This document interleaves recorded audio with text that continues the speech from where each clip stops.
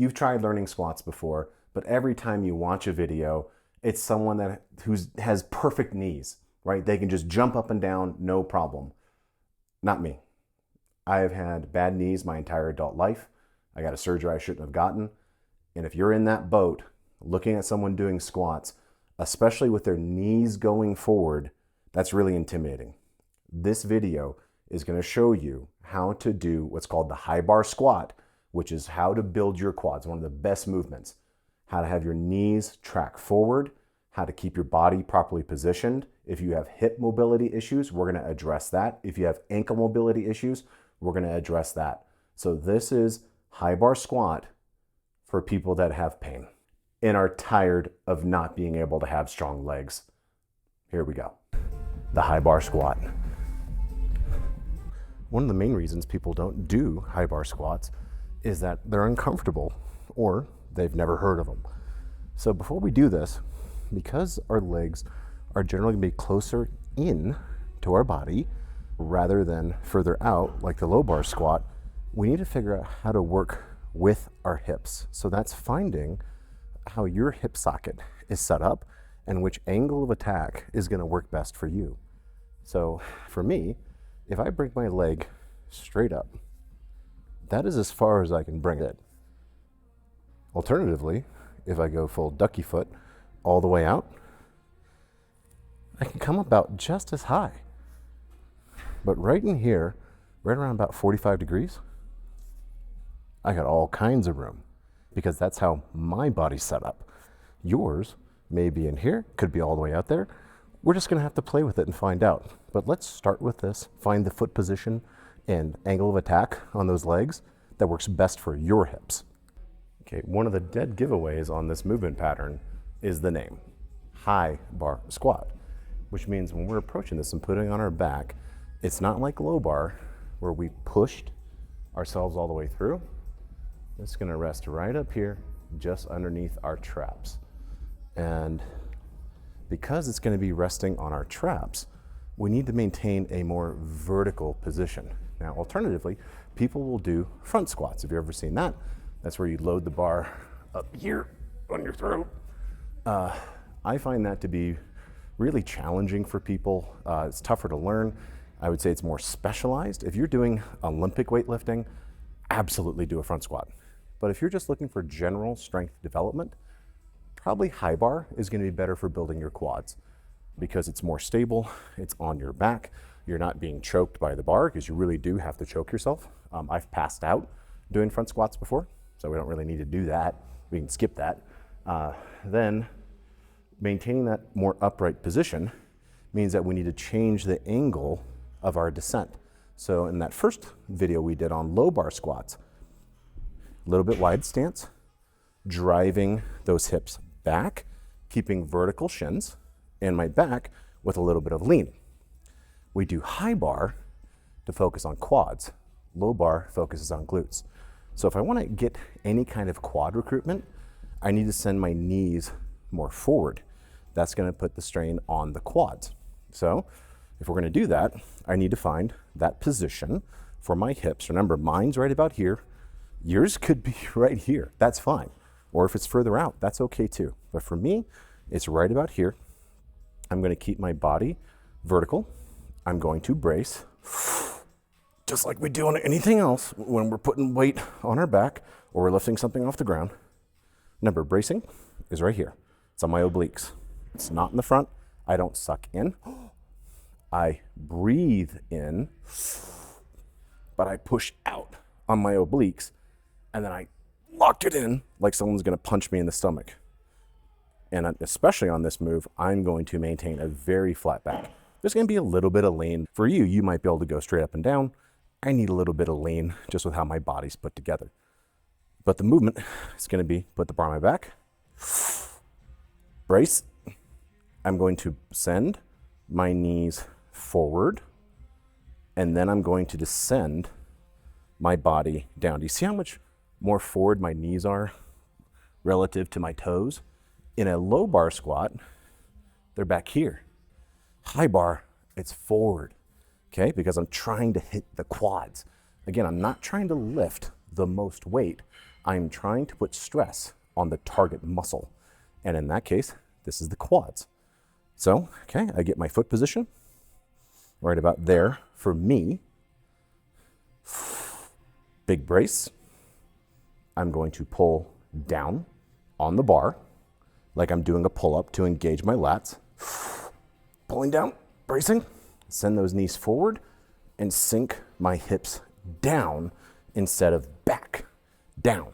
And see how much more my knees are going forward? And my legs, if you can see, my knees are traveling along the path of my feet. My feet are slightly angled out, so my knees go slightly out instead of feet out, knees in, or whatever derivation you're doing. We don't want to do that. We want to keep our knees in line with our toes. Okay, once again. Boom. Nice and vertical. Okay, I'm just going to do a quick rep.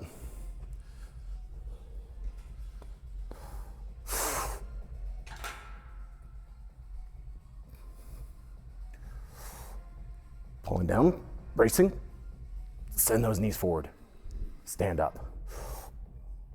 Knees forward, stand up. For me, I have stronger glutes and hips than I do quads. So when I do high bar, what will happen sometimes is I'll descend, and then when I go to press, look, I'm doing it right now, my hips will come up first because my body wants to go ahead and say, don't worry, buddy, I'm gonna help you. Okay, a little bit of a different angle here with being right in front. So when I put my hands on the bar, because I'm not shooting through as deep on a low bar, for me with these kind of bulky shoulders, a lot of times I have to start out pretty wide, and then as my shoulders warm up, my hands are able to move in. Instead, on high bar, because I'm not shooting as deep in, I can keep my arms pretty close together. So right about here is where I like it.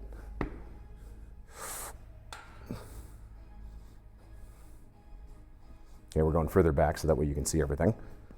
Right about there. Big brace. Pulling down. Shoot those knees forward. Sit my hips down. Drive through my quads to get up. Don't, it's called a squat morning, which is where my hips roll back and then I'm kind of doing this weird good morning / deadlift movement. That's going to be really bad for your back and it's not going to train our quads. Okay, now what if you're not at a gym or just even having 45 pounds on your back is too much?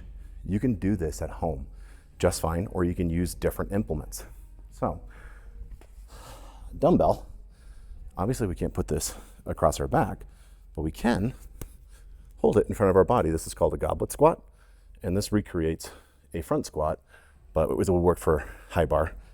Same movement. I actually really like it because I do feel it in my quads, which front squats are going to get your quads a little bit more, not necessarily a lot of it, but just right in here.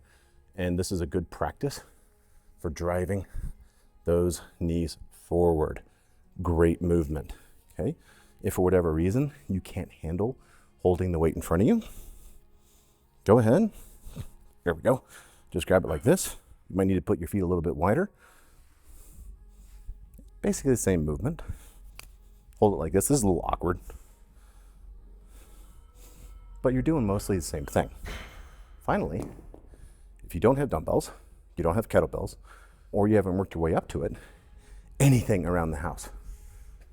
Again, I like using sandbags as my around the house example. So I can either hold it like this, just like I was that dumbbell, or I can hold it up. I'm trying not to cover my mic. So right here, squat down. You can also grab it like this. My leg function's all the same. Okay, now let's talk about footwear. You'll notice I'm wearing different shoes this time. I normally wear flat shoes like this because I want my feet flat on the ground. For low bar, deadlift, farmer's walks, flat shoes. For high bar movements, these are powerlifting shoes. And these are like $30 on Amazon. You don't need anything fancy. There's a little bit of lift in the heel which helps me with my ankle mobility drive those knees forward, which is a lot tougher in a flat shoe. Now, if you don't want to spend the $30, no problem. You don't have to. We're going to tear these off. Because we can make our own version. Actually, I'm not even bothering putting those on. If you grab a plate, do not grab a 45, it's usually too thick. But usually, like if it's an Olympic plate, the greens, the 25s are pretty good. Or if it's metal plates, the 10s are just fine too. So here, what I'm going to do, I'd normally have 2, but this will work for the example, is I'm just going to put my heels on top of there. So I'll do a quick rep. Boom. Elevates my heels. Same motion, pulling down. Big brace. Knees shoot forward. Stand up. All the pressure's in my quads. Okay? You don't need fancy stuff in order to be able to do this the right way. All right, if you got any value out of these movements and you'd like to go deeper and maybe have some personalized guidance, check out the link in the description and then the top comment. There's ways for us to get in touch there. Again, it's not for everybody, the work that we do together. You really have to be dedicated.